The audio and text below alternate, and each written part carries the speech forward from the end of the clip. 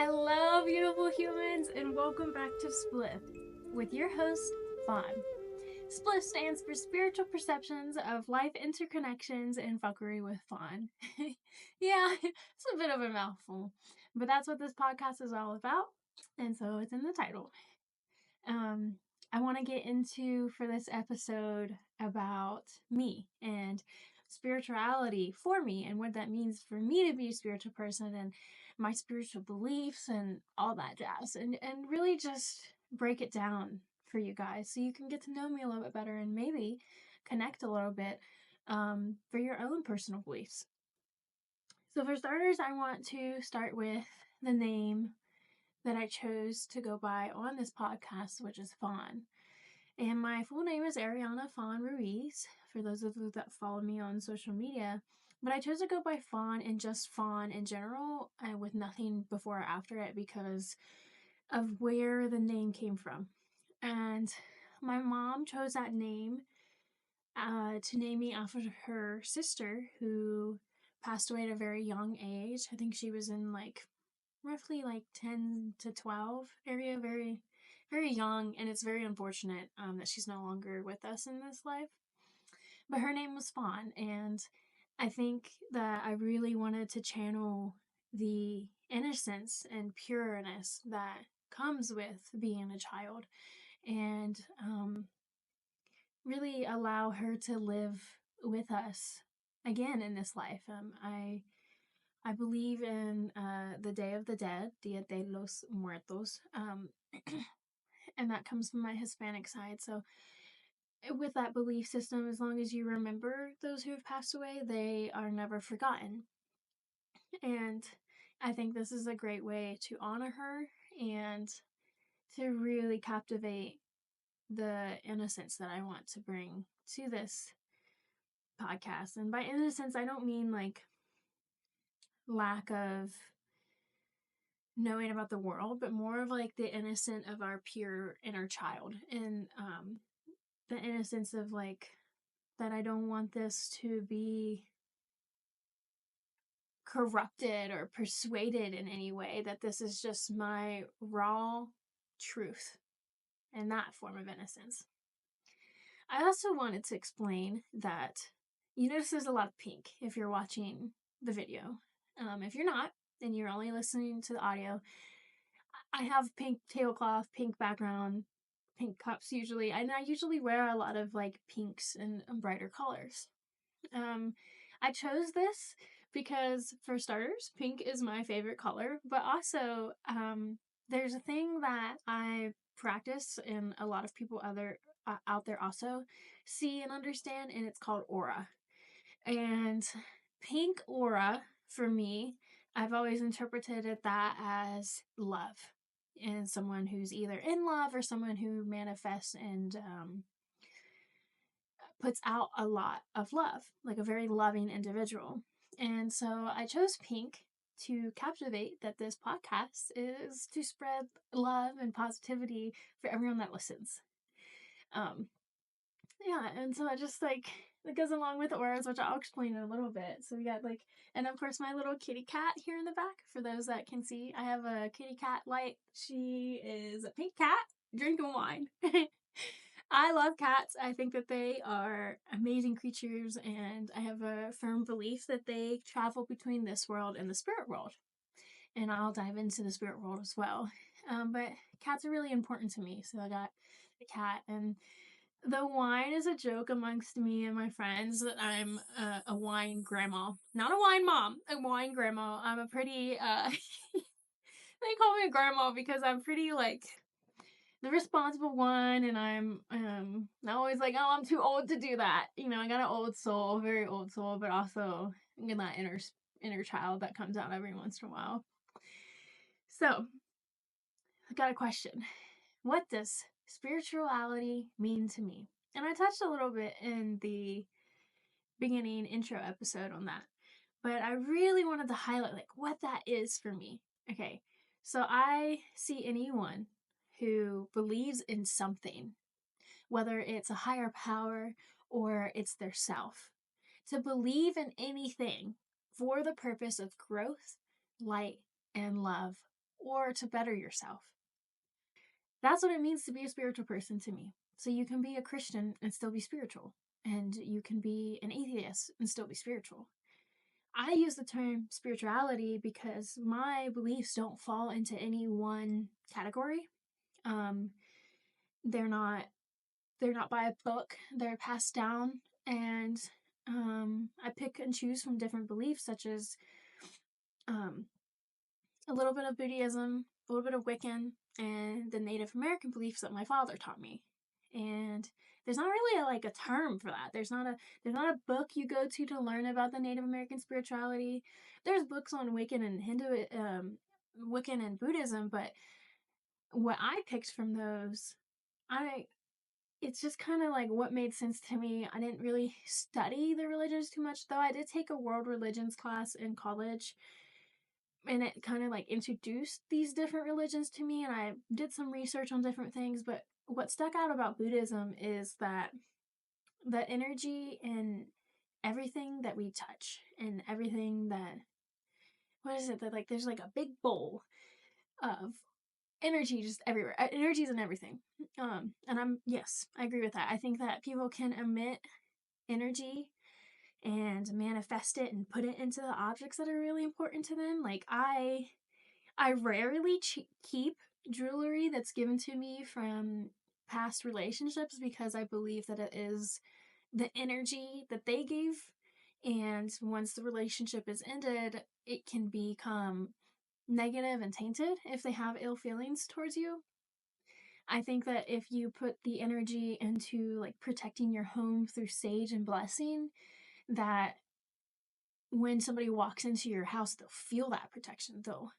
They'll like notice. For me, when people walk into my home, they're generally like, wow, it feels really inviting and warm and comfortable. And it's not about the decor. I don't decorate towards a warm and inviting way. I'm very artsy fartsy, so a lot of times it's very chaotic decoration. But it's the fact that I bless my home and put all this energy into only welcoming positive and growth and love type energy. And then as far as like Wiccan beliefs, I don't know if it would be under Wiccan or pagan or witchcraft, but I practice and use tarot cards, and I use like candles and ceremonies and stuff. I don't do spells, so to say, though I do believe that our words are forms of spell. So if you're constantly telling yourself that you're ugly and that nobody loves you every day, like you're going to manifest that. You're pretty much making a spell. You're predicting and putting that on yourself. Or if you are constantly like, you have hatred towards someone and you're constantly talking about them and trying to manifest negative energy towards them and like hoping that something terrible happens to them, it's like black magic to me. It's like you're creating a spell. You may not be creating a poem or like sitting over a cauldron. Some people think it cauldron. Some people would think, but I do believe that you can make spells and hexes because our words are powerful. Words are meaningful. And there's also a lot of silence or a lot of wisdom in the silence as well. Um, but yeah, I definitely took from that. And there's a story about the Wiccan side of beliefs, I guess, as well. So when I was younger, I want to say I was 17. I think I was 17. It was either 16 or 17. But my father told me that I had talked about in the previous episode that when I learned about my spirituality and like the struggles of moving through that and really discovering it, well, I remember in particular that I was out at my grandma's and she was asking about whether or not I believed in God. And at this point, I had like fully latched onto the Native American spirituality. So I believed in a creator, but I did not follow a lot of the rules of Christianity. I guess she would be considered Christian. She started telling me about how she is a prophet of God. And, I'm not shaming anyone who feels that way or claims that I'm not shaming my grandma. I'm sharing this story because I think it's really important for to explain the backstory of my two heritages from one side and the other. Um, so she was very interested in what I believed in. So I explained a little bit and she didn't really seem to like vibe with it. And then she's like, well, I'm a prophet of God. And I was like, okay, that's cool, whatever. And she starts to tell me about how the God that she believes in always answers her prayers. Always. So if she prays to it was wild. I have one of my sorry. I'm just remembering this and it was intense to sit in this energy. Like I've always felt energy from people, though I developed it more nowadays. Back then, it felt like I was sitting in the presence of something very dark when she continued with her God answers her prayers and kills people for her. And I was like, what? What did you just say? And I had my Christian friend with me at the time. She was like, we just kind of sat there and stared as my grandma was continuing to talk about how she had a lot of like abusive relationships from her perspective. I obviously have never met half of these people, and the one that I did, I didn't see that, but I can't like dismiss my grandma's side. And so she said that any time that she was in these abusive relationships, that she would pray to God and then they would die. And I kind of was like, oh, I feel like God, like the God, the one of heaven and all that, wouldn't do that, but go on. So she's like telling me that her first husband, which was my mother's dad, that he was abusive, and so she prayed to have him die, and then he drowned at a waterfall. Which is interesting because when she tells that story, she also talks about how she tried to jump in after him and she felt like there was a presence, like angels were holding her back. There was nobody physically touching her, like no actual people were there, but that she tried to jump it to save him and she was held back. And but her and the kids watched that happen, which is awful. And then after that, what was she got into like I don't know, man. She said that just every I almost like hesitant to share it because I don't, when I share these stories, I don't want any like random viewers who aren't like relatives, even my relatives, to go and harass anyone. Like, these are my stories, it's my perspective, my interpretations, my memories, and they could listen to this podcast and be like, that didn't happen, and that's okay, but it's a memory that I have, and I don't throw shade or hate on anyone in my family. I just, they're different. We're all different in our own ways. And so she was talking about when one of her daughters and her got in a fight, and then, her daughter like keyed her car, and then she prayed, and then this happened and that happened. I don't want to go into full. And I remember standing there staring at her, and I was like, it's time to go. Because whatever God that she believed in, I didn't see it as like the same God. I didn't see that as a creator. I saw that as a very dark entity. Because if you pray to something and they remove those people out of your life by killing them every time, I don't think that's a that's something I want to be associated with. All more power to you if that's what you're about. As long as you're not like oh, it was weird. But I brought this story up to my dad, and my friend that was with me, she was like, "Oh, your grandma's a bruja. She's a bruja," which is Spanish for a witch. I brought this story up to my dad and my friends with me, and my dad goes, "Oh, mija, that's because your mom's family, they practice black magic. They're witches. I was like, excuse me? What? I've never seen any of that. And I didn't see any of that. I didn't, my mom, she's not a spiritual person. She doesn't practice anything. She doesn't believe in anything, I don't think. I've never seen my mom proclaim that. And I've never seen her mom do anything like that. It was just that one story that was wild. And that I remember her also saying, sorry, this is a little jumped around. At the end of that conversation, she was like, well, my God's got my back. So if you don't believe, it will come for you, kind of like almost like a threat. And I was like, oh, that's when I was like, we gotta go.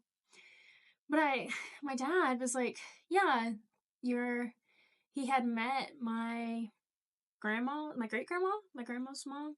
And he didn't go into full detail, but he talked about how she didn't leave the house very often because of like the energies that would attack her, because their family was paying for generational curses of practicing black magic to hurt people. And I mean, that kind of fits into like what my grandma said. And she may not see it as like black magic, but like if you're calling upon something to murder for you, that's yeah, that's a bit. It's one thing to ask them to remove somebody out of your life, but to murder, that's wild. And so I was like asking more, and my dad's like, well, I only met her a couple times, so I can't really go into it, but I know that your mom's side of the family, all the women practice black magic. And so he had 3 rules for me in life. He was like, don't fuck with Ouija boards, don't fuck with heroin, never try heroin, which is a good one, by the way, and don't fuck with tarot cards. And I was like, okay. But as I got into college, I felt drawn to tarot cards, and I ended up getting my own deck. And prior to getting a deck, I had an altar set up, and my dad was my roommate at the time, and he was like, your altar is beautiful, but it feels very not like traditional native or the traditional like Day of the Dead altar. Like, what inspired it? And I was like, well, when I went to one of my friend's house and she was a full-on Wiccan, I saw her altar and it made sense. It just made sense to me. So I wanted to set mine up like that with a little bit of my own beliefs in it, with the native feathers and the smudging and all that. And he was like, well, it feels dark. Just be mindful. I was like, okay. Well, I finally got a deck of tarot cards and I told my dad. He was not happy. Not happy. He was like, I can't believe that you did that. Like, you need to get rid of them. And I was like, what? Why are you being like this? Like, I don't understand. He's like, tarot cards are bad. I was like, but why? What makes you say that? Why do you feel this way? And he told me the story about how he has a friend who would use the tarot cards to read people's energy and attack them. And she would also get very sick from this. And he had another friend who would read people, but then get sick from it, even though she wasn't attacking them. Like, the energy transfer was difficult for her. And I was like, okay, but I'm not them. I would not use these to harm anyone, and I wouldn't use these without permission. They just feel right to me. And so I started using them. I started reading, but I read in a very unique way. And anyone that's been fortunate enough to receive a reading from me has always been like, wow, this is weird. Because I don't do what any of the books say. And the deck that I bought, it was shamanic cards. And they just felt right. When I touched them, I was like, this is it. So I read in like almost in a circle-ish pattern, but not like a circle, like the medicine wheel. So you got the circle with the 2 lines between it, and you got north, east, south, and west. And in the center of my circle is the card that represents the person. And so when I read, it's all very spiritual. It's like talking about where you're at, what you're going through, and I always finish with like past, present, and future possibilities. And that sounds very like, oh yeah, everyone. But Whereas people might turn over like the Ace of Cups. Like if you ask me what the Ace of Cups is, I don't know. I don't know. Because my cards are based around drums, arrows, crystals, and elements. So like when people are like, well, what's that? The reference, is that the Ace of Cups or the Queen of this and that? And I'm like, I don't know. Like, it's just what the cards make sense. I pull them out and I'm like, this means this, this, and this. I just like how I feel my ancestors speak through me. And I finally got the chance to show my dad how I read. And he's like, wow, mija, I didn't think that when you got into that, I was worried that it was going to be, you know, the darker side from your mom's side. But it's clear to me that the ancestors, your spirit guides, are with you in reading, because you don't read like anyone else, and you don't, you know, people can't ask me, will he fall in love with me? That's not what you're gonna get from me. You're gonna get, you have a spiritual war because you're battling this, that, and the other, and your spirit guides are trying to tell you this. Like, it's very, very different than like, I can't answer those questions. Will he marry me? Will I get this job? Those are just not the kinds of questions that I answer. They're very like, yeah, very spiritual. Usually people that reach out to me for those kind of readings, they're really struggling to connect with the spirit realm or with spirits, or with their spirit guides. And so I use that to help guide them. And I do it for myself too, but not as frequently, because I think that sometimes we can accidentally sway the interpretations or interpret them a little bit differently because we're wanting something to happen. Whereas if you read for someone else, yes, obviously you're invested if you know that person, but we go into it with a very open mind and not with, oh, I hope this outcome happens. So that's a little bit of that. And then my Native American beliefs are a lot of who I am and what I do through life. In the sense of, I believe that there's like, the creator presents itself to whatever makes the most sense to you. So whether that's a woman or a man, like God, or nothing, or an animal, like whatever. And for me, the creator is just this big ball of energy, and that we are part of that. We were like little teeny balls that were created to be our human spirit. And in that, I think that when you're created, then sometimes another little branch of that other of your energy is created to create another being, and same, that connection creates soulmates and spirit siblings and people that come with you through every past life. And I believe that you continue to live on this earth until you fulfilled your purpose. And when we're created, we're given the option to choose our purpose. And we sign a soul contract to come here to earth to teach others and grow. And I mean, people are like, what does that mean? And I'm like, well, I think that we were given the option to come here. And the creator was like, you're going to go to earth. You're going to forget who you were. But you're going to go through the struggles of learning who you are by feeling the worst of the worst, heartbreak, hate, all of it, and feeling, but you still get to feel love and and all the beautiful things like happiness and joy. And as you go through each life, you're going to learn more about yourself and remember more past lives. And the whole purpose is just for you to grow into this beautiful being to rejoin the creator later, once you've done all the things you're supposed to do. So I believe that I am a teacher and guider, and that I'm supposed to help spirits cross from this world to the spirit realm if they're stuck. And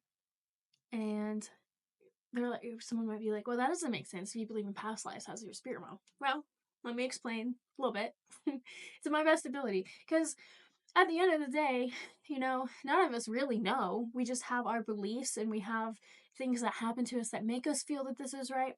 This is what I think. But that could change later down the line, because how am I supposed to know if I'm right? It's just what feels right. So each person and living creature has a spirit in it. Whereas, humans have a, a spirit that's going to interact more with the world versus like the spirit that's in a cow or the spirit that's in a tree. There's like different levels of like intensity of the spirits. So a human spirit is going to have a purpose such as like teaching and guiding or protection or vision. And the like trees and grass, they live too, but their purpose is to provide and be a part of the life cycle for the rest of the beings to live. So I think that the spirit realm pertains mostly to like animal spirits. Not animal spirits, I'm sorry, human spirits.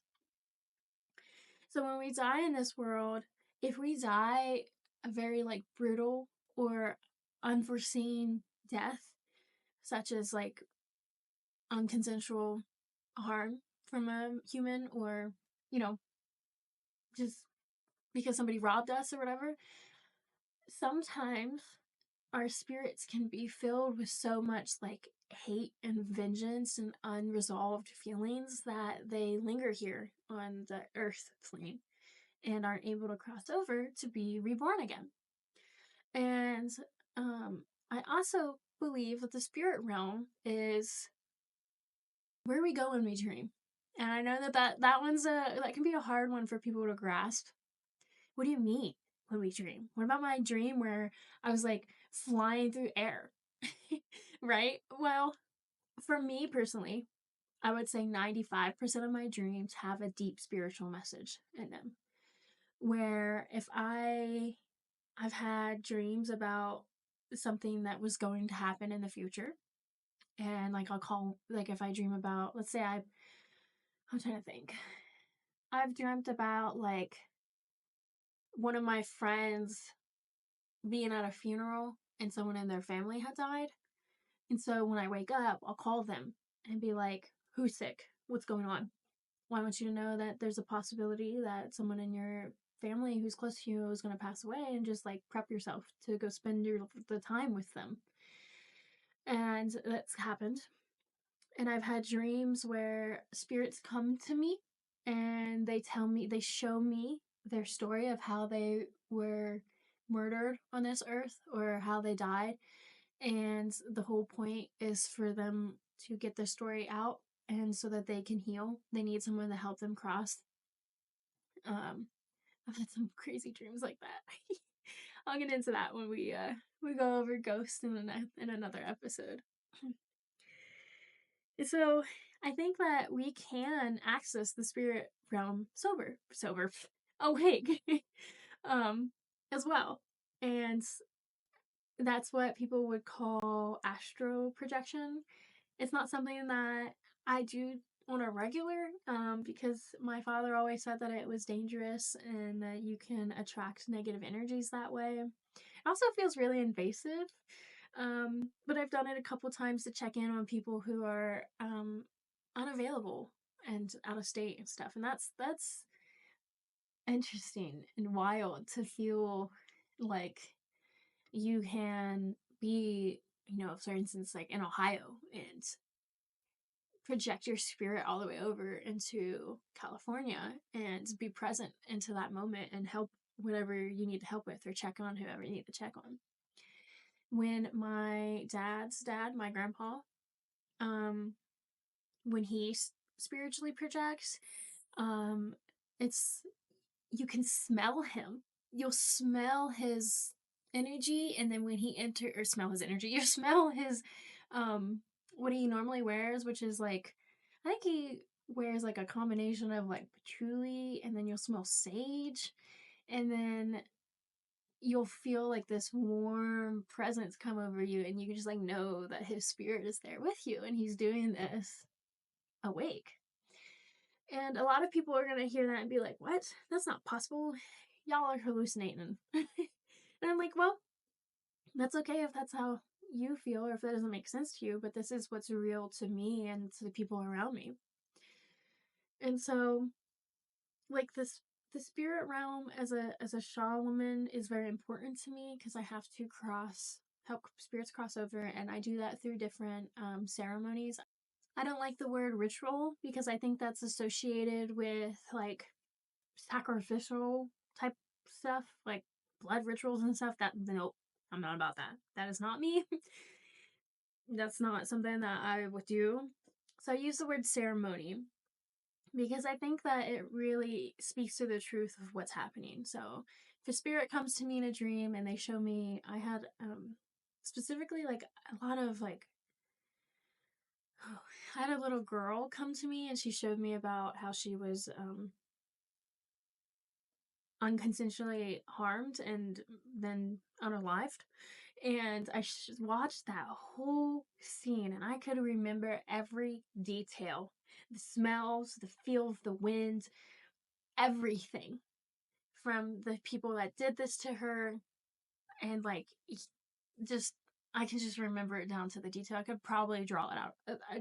I haven't ever taken the time to draw those kinds of things because they're intense to feel. And in this dream, I woke up because she like looked at me as I was watching from like third perspective, and she like slowly like raised her finger and she's like, I'm going to unalive you. And I was like, of course it's the word that we're not supposed to use on YouTube, but um and I woke up like startled, and then I saw her standing right there next to my bed. And I like whew, like blinked and stepped back, and then she was gone. And I was like, oh, this is a spirit who needs help crossing over. This is a very sad story. And I think that she wants the people who harmed her to receive justice. Well, I can't always give that as I don't know what time periods they come from, and like I can do a little bit of research here and there. But usually, what I do in these ceremonies is I envision that that spirit, and I light a white candle, and I usually burn some sage, and I talk out loud to them, like for any of those spirits who are lost and questioning and scared and feeling all these feelings and not sure what's happening, this light is for you. You can follow the light and it can help you cross over. It's safe. You're safe. I'm here for you. And I usually leave it till it burns out. There's a couple times, no, it's not like the safest, but I'll leave it overnight while it burns out while I'm sleeping, usually in a place where nothing's going to catch on fire. Um, and in that, I also ask for the Great Spirit to bring forth what they're asking. So if they're asking for justice for what happened to them, I ask the Creator, like, please seek out the souls that did this to her and make sure that they don't do it to anyone else. I don't ask the Creator to go and harm these souls if they're still alive. They don't, I don't think that that's the right way to do it. I don't think that,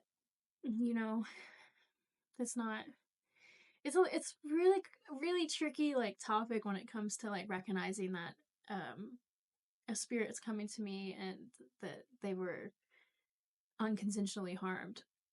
And it's a lot, especially as someone myself who's also experienced that, to have to maintain those feelings of like hurt and projection and almost, I wouldn't say hatred, but like vengeance. Like these people shouldn't harm people like that. But that's not my purpose on this earth, is not to act as God and the juror and the judge. Like that is not me. My purpose is to help those who need help, and I help them cross.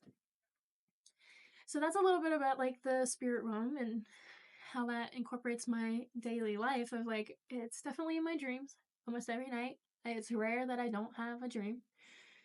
Like I said, like 95% of my dreams have deep spiritual meanings. Like a lot of times, I'll dream of like something spiritual in the sense of like demons attacking, or if I'm really struggling with something in my life, it'll show forth in my dream and usually show the option of how to move through it. And so like With that being said, my dreams are so impactful that if I have like a very traumatic, aggressive dream where like the most recent one I can think of is when um this demon attacked me in my house, but it presented as human.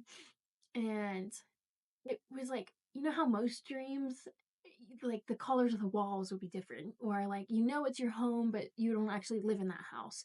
No, this dream was like down to the T, the same exact house I live in, and it was trying to unconsensually harm me, and it was trying to like pull me into my roommate's room, which made me feel like this weird, uncomfortable, like, why is it pulling me into that room and not another room? And it was just so vivid. Like, I could feel everything when I woke up. I could feel like the grasp around my ankle when it grabbed me and tried to pull me away. And then I ran away and ran up the stairs and it grabbed my ankle again. Like, I could feel that pain of something grabbing me and the pain that I had when I like fell forward from it grabbing me.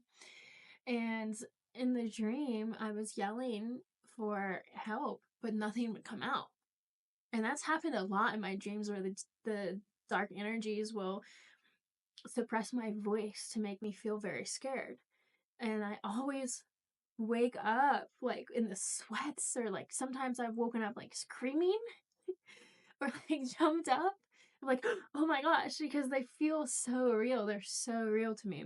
But when things like that happen, the next day I find it extremely hard to move through life like nothing happened, because I experienced a very traumatic event in the spirit realm. To me is just as real as this world. So like, it's like, how do you continue to just go about your day and go to work when it feels like something just tried to unconsensually harm you in your home where you're supposed to feel safe? And I think that's one of the big things that why I want to create this podcast is because I think there's a lot of people out there that also deal with this, and we just have to pretend like nothing happened. Like, oh, let me call out of work. Oh, I had a really scary dream. I feel traumatized. I can't go to work. Like, that's not what our world is built around. Our world was built around like very materialistic, very corporate, very like almost like slavery of you have to go to work, do this, do that, doesn't matter what's going on with you, you need an excuse, this and that. It's like, it's hard to find a place of work that understands that we are trying to, yes, pay for our bills, but also like trying to help spirits and things and being attacked for it. Like, that's, how do you explain that to your boss? I haven't had a boss that understood that. I had a teacher in college who understood a little bit. Um, I think she has her own beliefs, but whenever I would like reach out about something like, oh, something really intense is happening spiritually, I may not be able to make it to class, she was super respectful. And I've had some pretty great bosses who like, I didn't have to give an excuse. Like, I'm like, I can't make it into work. And they're like, okay, we'll see you on your next shift. Like, not pressuring me to answer. But yeah, that's the struggles of constantly living in between both worlds for me. And the dreams are so intense. They're so intense. So, another form of my beliefs that come from my father's side is that I think that the creator, like how I touched on, that there's a spirit inside of all living things. And some spirits are more potent. So, like with dogs and cats, I think some people will say that, oh, they don't have spirits, they don't have personalities. Yes, they do. Yes, they do. Not saying you're wrong, but for me, yeah. My brother's dog, it's like a whole person is in there. I swear. She's so moody and so sensitive to energy and people. Like, there's a whole person in there. I believe in, what's the word? Like, some people call it a familiar, that you'll have an animal come to you in this life that will help guide you. And whether that's through like an emotional guide or a physical guide, like, I've also had animals that spiritually guide. I had a cat that,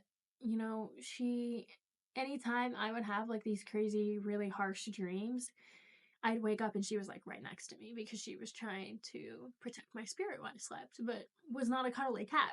So any other time, like I had normal dreams, she wouldn't be anywhere near me. Or she'd be at the end of the bed, but she wouldn't be snuggling. And, I think that there's like the whole story that I learned about how like the earth was created, or like how we grow here. There's so many stories, we don't know anything. It's just the one that makes sense to me of like when the world was created. Here we go. Depending on which story from which tribe, woman was created first. I've heard some with men being created first, but the one that I connected with was that there was like darkness, and the creator created four corners of this world, and on the right side was woman spirit, and the left side was man spirit. It wasn't really that either one was created before the other. And when they say spirit, it's not because we had like human spirits, but like no physical body. It was just spirit. And in this world, every animal was created as a spirit first. So there was coyote spirit and wolf spirit and bear spirit. And there's so much amazing stories into Native American, like quote unquote folklore, or just the storytelling of like how each animal came about. Like there's a story of how the chipmunk got the stripes down the back. There's a story of how the eagle became bald. And it's what's amazing about all these stories is they all have a lesson of life, and like like they teach things like patience or kindness. And I find that that's interesting that you have the same things in the Bible. They just use like actual humans. But I share this because I do feel that, animals have just as an intense spirit as we do. And they have the connection from the Great Spirit so that they can communicate with us. And no, I don't mean that they come up to you and they speak English. I mean that they show us signs. And there's a book that I will link in the bio or the description that you can read if you're interested in it,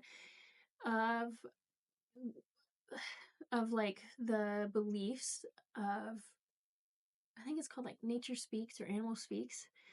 Again, I don't have the best memory unless it's in front of me. So, but it talks about how if we see animals a certain way, like if there's a buzzard that crosses the road in like an X, it's telling you that there's danger up ahead. Or for me, what's really a really significant thing is seeing red-tailed hawks, as that's my spirit animal, and it's usually a sign that if it's moving forward, like when I see it and it's progressing, moving forward, like north or not north, but like if I'm standing still and I look up and a hawk flies over me and goes straight, that shows that I am on the right path and that need to continue forward.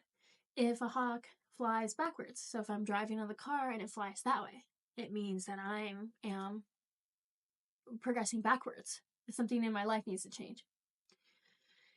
The one that I see quite a bit around here is the hawk that will come out of nowhere and will go in circles, but it's almost like a spiral. If you watch it over and over, it's in a circle, but as it moves in a very spiral like, and it calls out. And I'm sure someone who studies nature is like, oh, that's their display of this, this, and that. But for me, when I see that, it's always at a time that I need to remember that our lives are like spirals. And where we start in the middle and you progress outwards, that you constantly reflect back on each line and learn something different. And from each side, you get different perspective of that event. And so whenever I see them, it's a reminder of like Checker's perspective, reevaluate the past in a good way, not an unhealthy way, like don't live in it, but like reevaluate and relearn from those things that you went through, because maybe there's a different perspective now. So like that's a big thing for what was taught to me from my dad. And again, I'll link that book if you're interested in learning like how the author, how he interprets the different animals. It's also on Audible, if you like audiobooks instead. And I think that sometimes our ancestors can take form in animals as well. And so my dad said that if we see a hawk, eagle, bear, wolf, that that is our ancestors and that we're supposed to thank them. And he would always say, "Thank you, brother," or "Thank you, sister." Because our ancestors are channeling into those animals to communicate with us. And, you know, when people are like, "What do you mean by ancestors?" Well, the spirits that lived here before us, the spirits who maybe have already passed over into like the to rejoin the great spirit. I don't know. I just believe that we do have spirit guides and ancestors with us, and they show in different ways to different people. For me, it's animals, and sometimes I'll hear their voices. And usually, like if I'm questioning something, like should I move out of state, I'll receive an animal message. If I still don't get it, I'll hear like a faint whisper of yes or no. I also want to talk about um, a story that portrays a little bit of that as well, of like how I live life in my spirituality. So I want to share the story with you of the white wolf and the black wolf, and how I live by this story as part of my native beliefs. And a lot of the native beliefs are told through stories passed down. It's kind of like yin and yang a little bit, but the story is a conversation between a grandpa and a grandson. And the grandson says, "Why do people fight? Why is there so much negativity and violence in the world?" And the grandpa goes, "Well, that's because every person inside of us has two wolves, a white wolf and a black wolf, and they live inside your chest." And the grandson goes, "Inside your chest? Inside my chest? In your chest too?" He replies, "Yeah, inside my chest too." And he said that the black wolf inside of us is filled with fear, anger, envy, jealousy, greed, and arrogance. And the white wolf is filled with peace, love, hope, courage, humility, compassion, and faith. And they battle constantly. The child stopped and asked, "But grandfather, which wolf would win?" And the grandpa says, "Well, that's simple. It's the wolf that you feed the most." And the grandson ponders it, and he goes, "Well, I'm going to feed the white wolf and only the white wolf." And then the grandfather chuckles and he says, "Well, son, if you feed only the white wolf, the black wolf will be lurking around every corner, ready to strike when he can because he's hungry and starved. And when he does, he'll completely overtake the white wolf, filled with vengeance and the need to eat.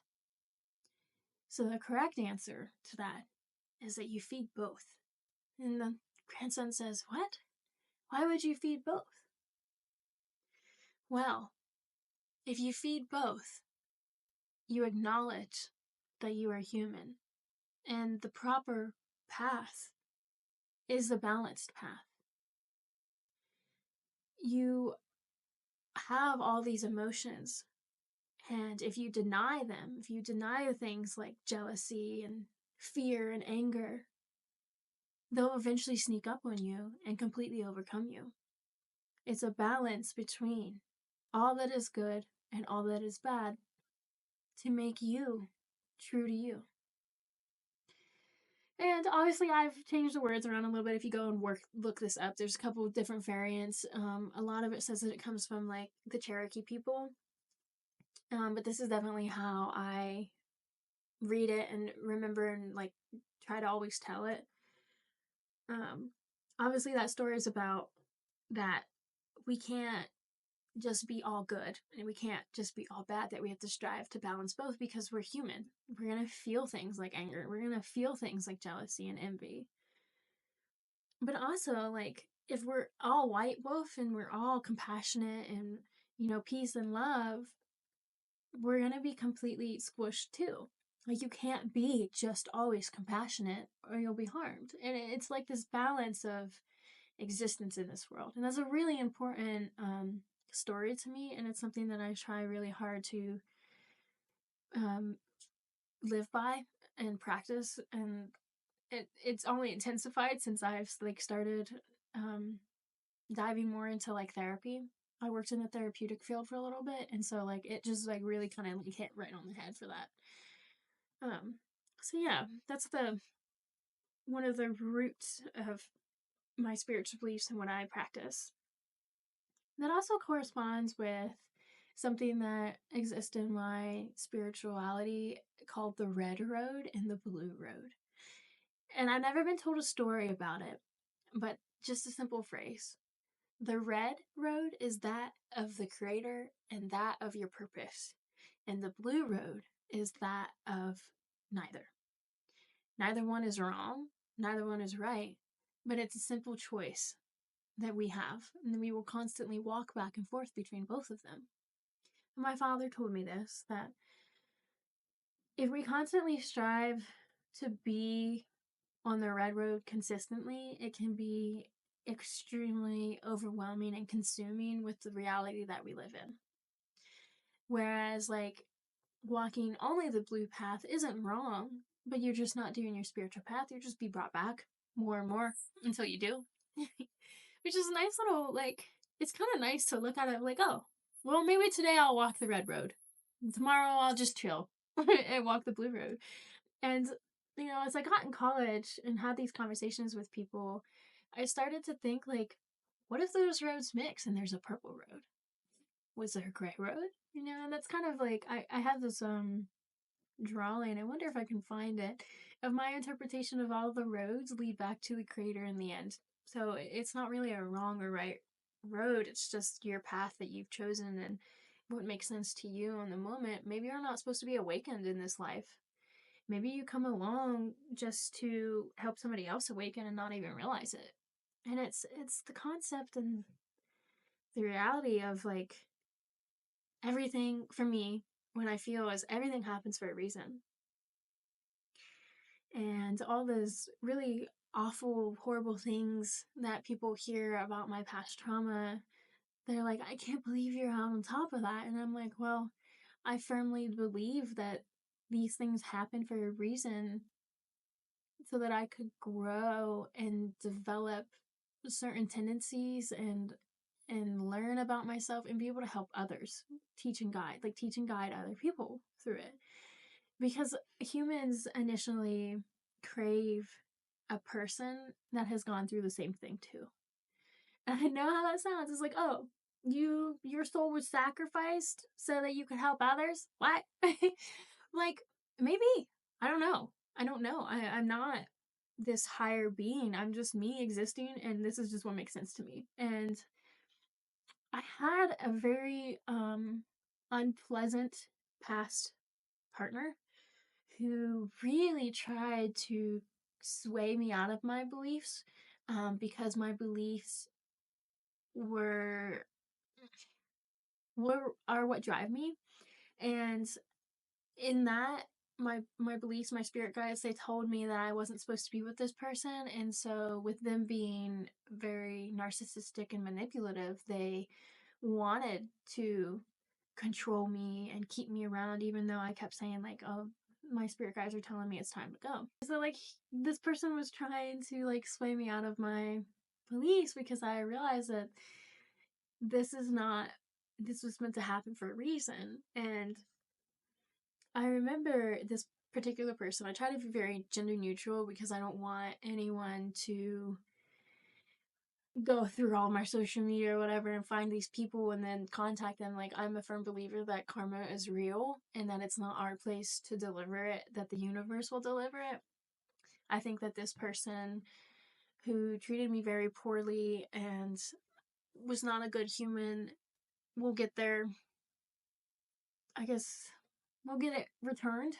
Um, but this person was trying really hard to get me to not believe what I believe in, which is the root of who I am. So that's a big task to take on for anyone. But they asked me, well, what if you wake up tomorrow and none of this is real? And what if things actually happen to you and it wasn't for a reason?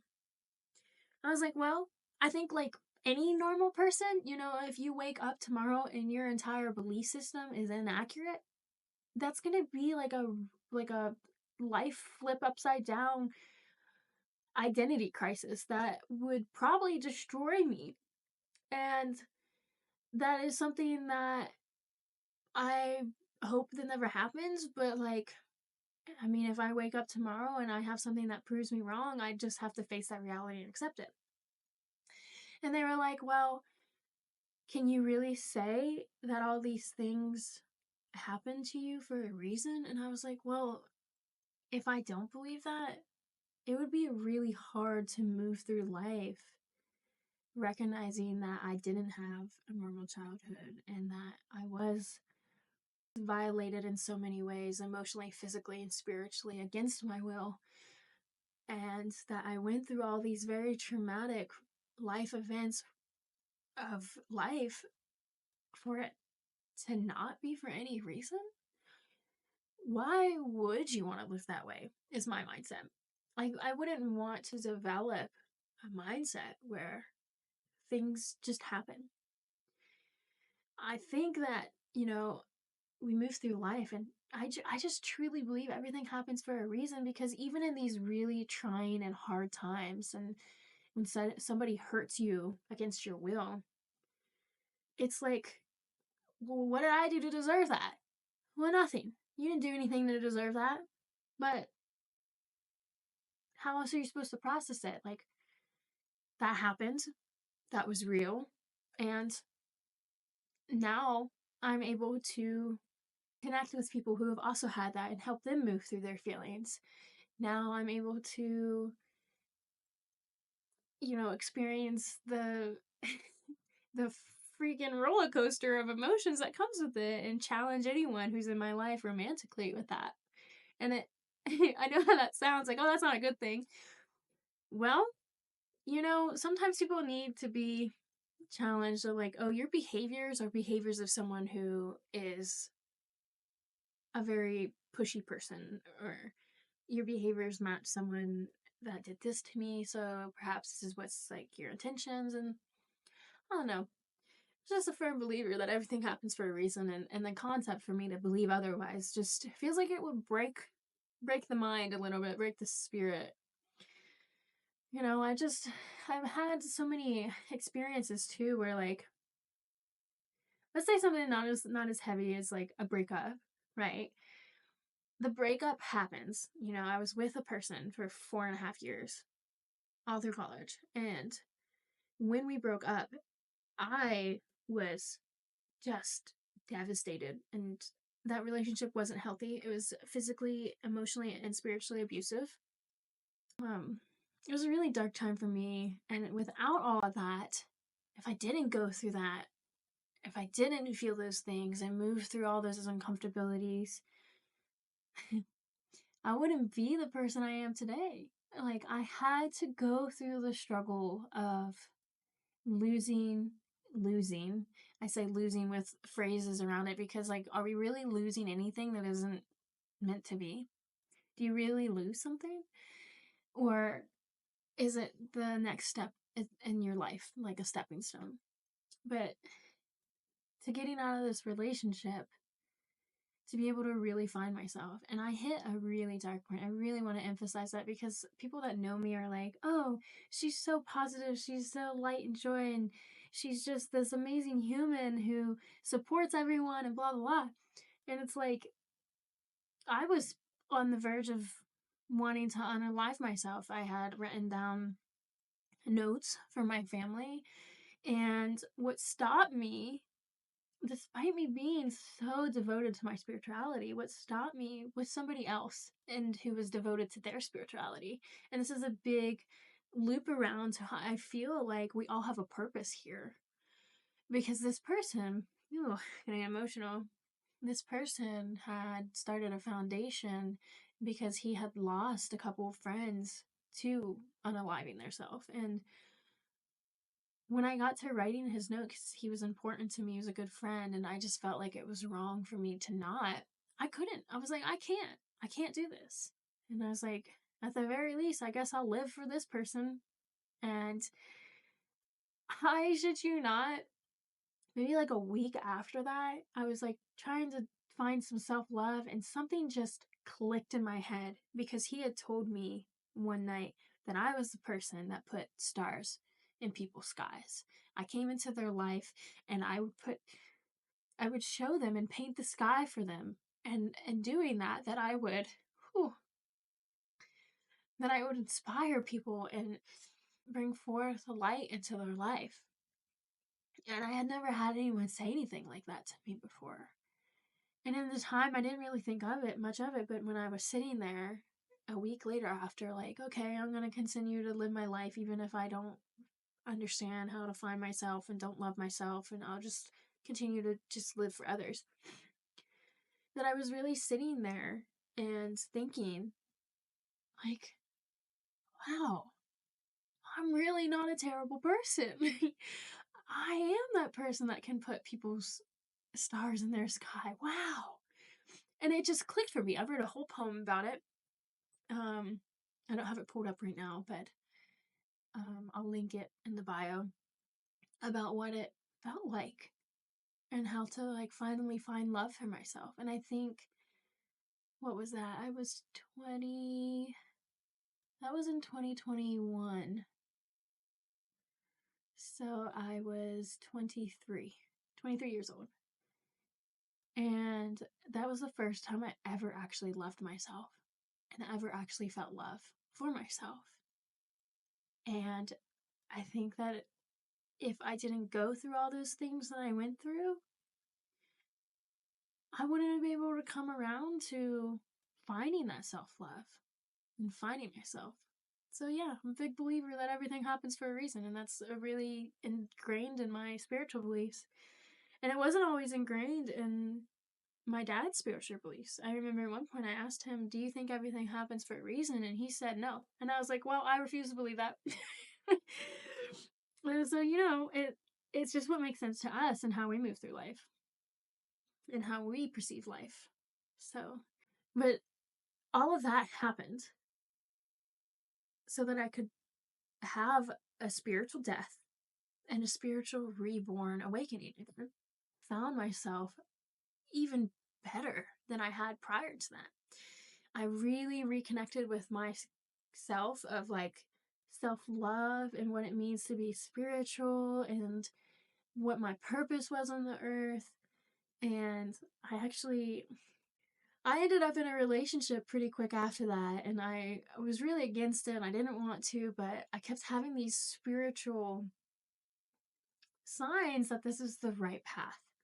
And this is what I talked about in my intro, that sometimes like it's hard to process, that our spirituality can almost be traumatizing too when you firmly believe in something. Like, I remember I was going to meet this person at a coffee shop, and I was like, oh, I don't want to be here, man. Like, I don't want to get in another relationship. I just got out of a relationship like 6 months prior to that with this person, the person of 4.5 years. Like, I did not want to be in another relationship. So I was like, getting ready to get up. I had brought my journal with me, and I was writing some poetry and some notes, and I got up, I stood up and was like, I'm leaving. And then I had deja vu. And for me, deja vu is a sign of our spirit guides telling us we're on the right path. Like, you're meant to be here. You're having this deja vu because something significant is about to happen or has happened, and that this is right. And I was like, man, are you serious? So I sat back down. And I was like, all right. But these are just like some of the rundowns of the things that I believe in and that are a big part of my life. And I definitely will share more. There's so much to share. This is just the like icing on the cake. Like we haven't even cut the cake. So thank you so much for joining the podcast, and I hope that you enjoyed it. I know that this one was like pieced together a little bit, not so much just a flow on. Unfortunately, I was having some issues with my my recording system. I don't know. I'm not a tech wizard, and I'm over here trying to be a tech wizard. So I hope that you enjoy it. Just remember that you're loved, you're beautiful. We're all here for a purpose. We're all here to help each other. Thank you so much for joining. And I just hope that you get something from this and that you know that you're not alone. And I would love to hear feedback of what you've got going on. If you have any questions, feel free to comment, DM me, anything. I'm here to help and guide and teach and just remind humans that we are beautiful, love, and light creatures. And even with all the dark things going on, we can provide support and comfort and love for each other. So thank you. I'll check you. Check you. I'll see you in the next podcast. Thanks so much, guys. Um, yeah. Bye.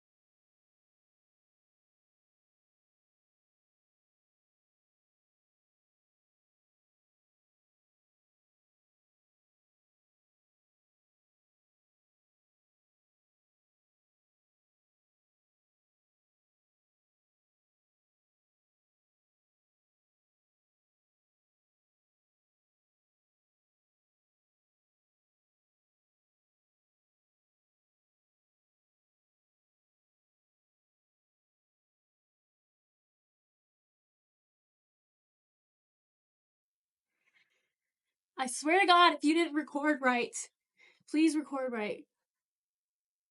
Thank God. The very fucking least.